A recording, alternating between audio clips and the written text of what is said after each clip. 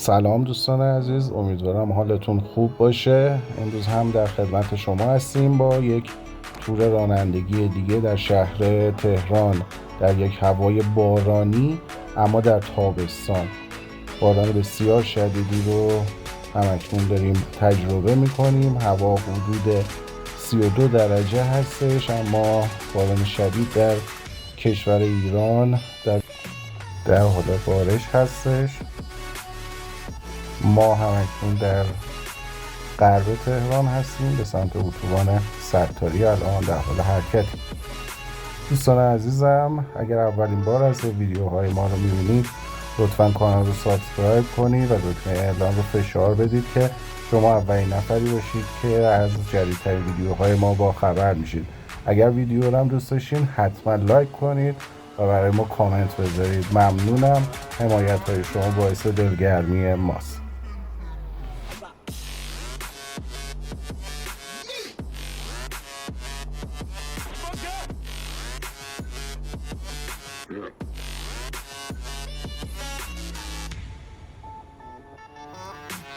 خب حالا وارد اتوبان ستاری میشیم، به سمت شمال حرکت میکنیم. کوه‌ها رو داریم مشاهده میکنیم.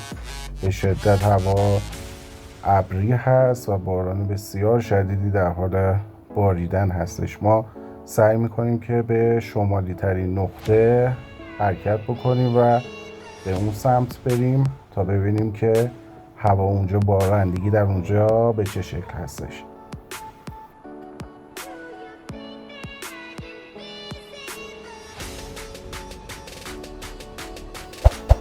خیلی لذت بخش هستش ویدیو که داریم ما مشاهده میکنیم، اما متاسفانه همین بارندگی باعث شدش که بسیاری از هموطنان ما در ایران و بسیاری از مردم دنیا دچار گرفتاری و سیل بشن که متاسفانه خیلی ها جانشون رو از دست دادن. امیدواریم که دیگه هیچ وقت این اتفاق نیفته.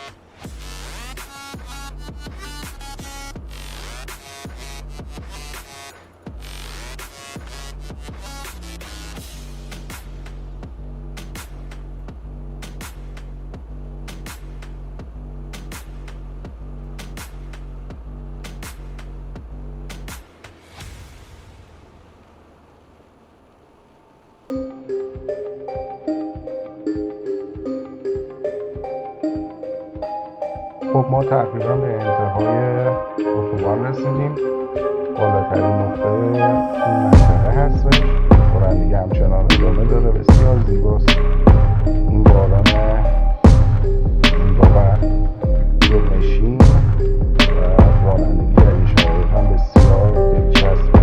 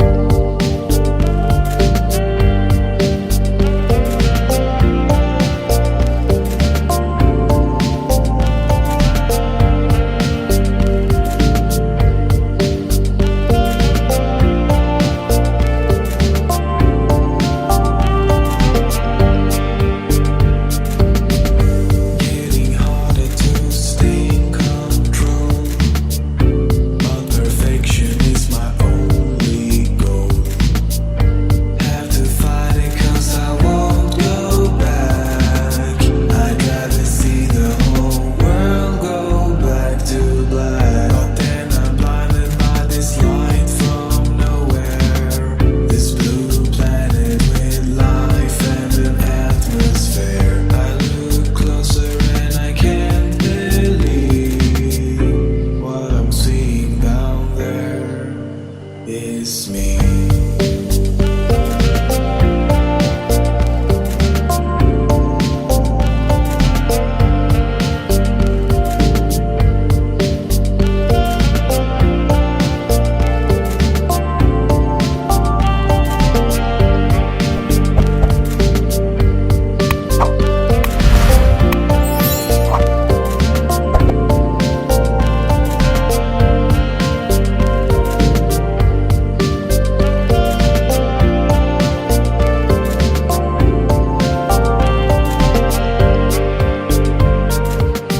What if it's me looking down on me?